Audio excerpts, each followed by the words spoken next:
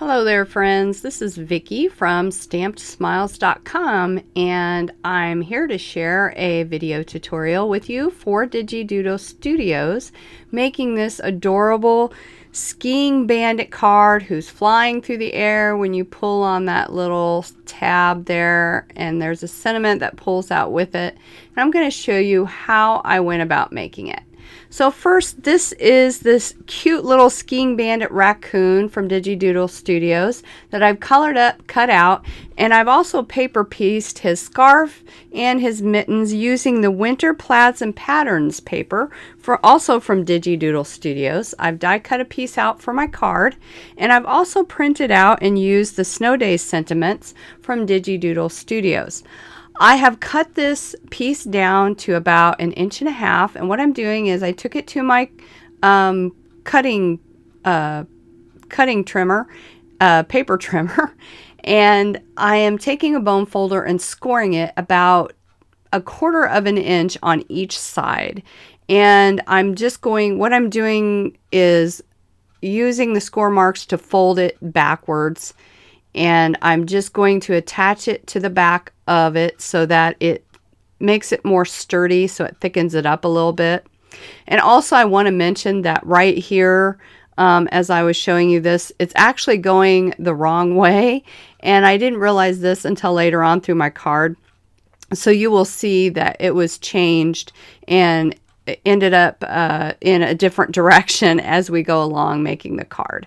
But basically the principle is the same, where you just want to make it thick enough and reinforce the back. I have cut like a little skiing slope. You can also cut it with your scissors if you want, but I die cut a little skiing slope for him out. And I am putting glitter side down on the back of the paper panel and tracing the hill. This way I know exactly where the pull tab mechanism is going to go on the back of the card. So you won't see any of that, so you don't have to erase it. But I am taking a couple strips. These are about 1/2 inch to 1/4 inch thick strips of just regular old cardboard pieces from packaging.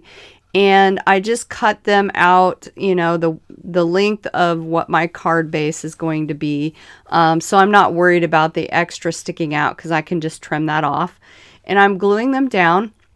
And now I'm just taking my slider tab to make sure it's where it needs to be so I can put the little track in there. And I'm using these cardboard strips for the little track for that to slide back and forth. And I'm just gluing those down. And now I'm kind of off camera a little bit, but I'm just taking my scissors and I'm just trimming off the excess cardboard pieces. Now you want to keep those pieces because we're going to use them next.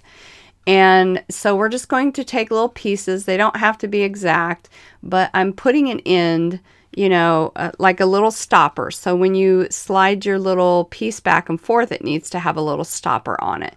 So basically I'm just using that for the stopper.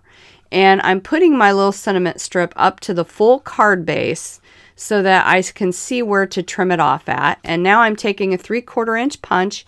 You could definitely use a circle die to do the same thing, but basically all I'm doing is making sure that I have notches so that when you pull on the tab slider, you have a spot for your finger and thumb to go through. And I'm doing this through the plaid papers and through the top layer of the card base, and now I'm just using where I previously punched to punch out the back of my card. So you're basically going through the whole entire card to make sure that your hand can freely, your finger and thumb can freely grab that little slider. And I'm just kind of lining it up to make sure that it's all even and it's ready to go.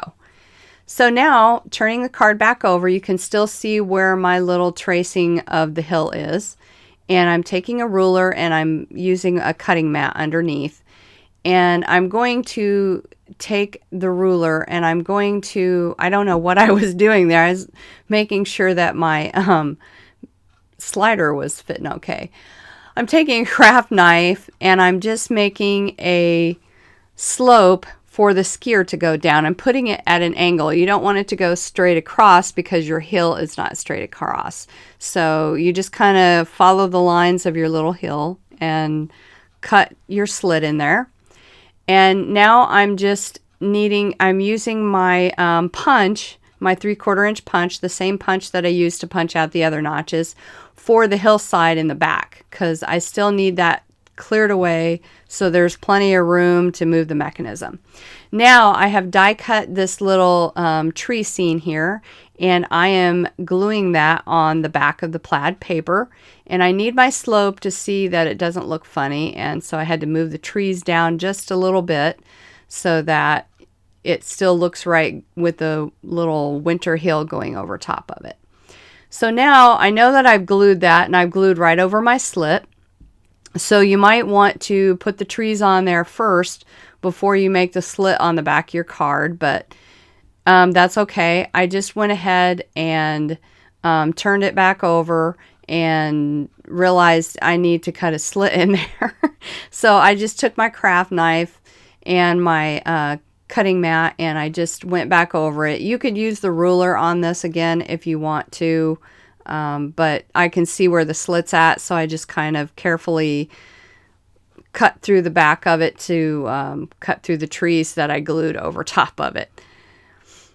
I was trying, when I was making this card, I know that there's lots of dies out that you can use, you know, to make the mechanism nice and easy for you to do. But I wanted something that, you know, you couldn't see the track, and I wanted something that was a little bit more flat, that wasn't so bulky that you couldn't put in an envelope. And I think this worked out really well because there's only one thickness of foam in here. So I think it worked out well. Now I've taken a piece of acetate, probably about a 1/2 inch thick, and I'm putting some glue dots at the very top of his head on the back. You can use packaging, which I think this is just some packaging that I had from, you know, from old packaging. And you can use the same thing. And I'm just positioning him on there how I want. And use the glue dots and sliding it through to make sure that he slides through okay. And if it doesn't, you can always cut little pieces off, or you can glue pieces down that are stuck up, you know, that might be impeding it. But I didn't seem to have too much of a problem with it. It worked out just fine for me. And now I'm just turning it over and I'm cutting off the excess piece. And you could save that if you want. It's nice little packaging to have for stuff like this, because you can't see him when he's flying through the air when you pull on this, which is what I really love about it. And now I'm just attaching the slider right on top of that little piece. But before I decide to do that, I want to round the corners of the tab, of the little tab slider. So I'm just taking my corner chomper and making little corners on it. And by the way, it's not showing it right now, but in the end, I stamped a little arrow on the end of the sentiment so you could see where you need to pull on the slider. And here is where I added the glue dot, and I'm attaching the slider sentiment piece in there. So now when you pull the slider, the little raccoon's flying down the hill. And now what I'm doing is taking some extra pieces of chipboard, cardboard pieces, and reinforcing the back of it. And that's the little stopper. I wanted to make sure that my slider had a really good stopper on it. And so I just glued an extra piece down there. And then to keep the tab, you know, the slider from pulling out too far, you need to make a stopper on the other side, which is what I've done here. I've taken a little dab of glue at the top and the bottom of it. So that way when you pull on it, you know, it doesn't slide out too far. But that's what this third piece is. This third piece is going to go, it's hard to see in the video, but where that acetate piece is where I'm going to put this little piece of cardboard strip on the slider area. And so that way, when you pull on it, it won't pull too far. And once it dries, you can see it stops right there. And then when you turn it over, you pull on the tab and it slides back and forth and it stops where it's supposed to stop, so it doesn't go too far.